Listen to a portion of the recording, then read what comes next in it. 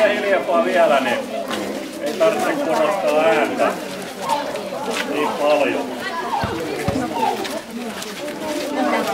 Eli aloitetaan tämmöisistä yleisistä asioista.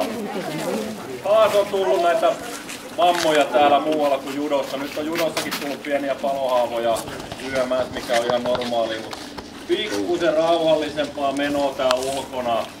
Varsinkin kun treeneihin mennään, niin juostaan, niin judokit on ihan märkiä ja likaisia.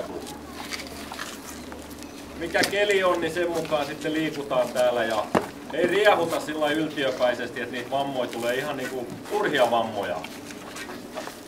Käännät sä Jone?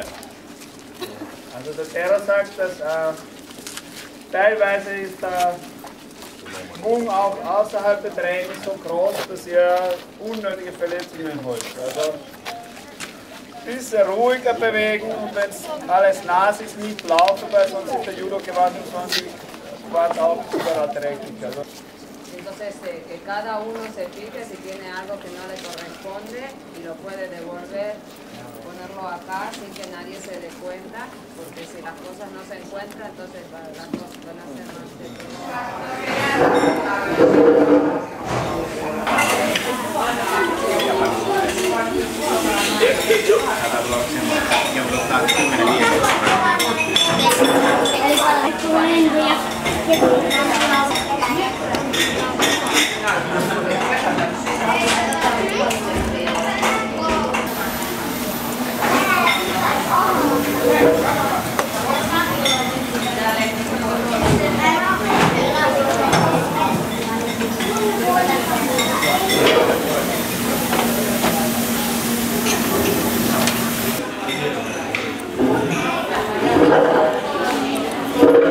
Thank you.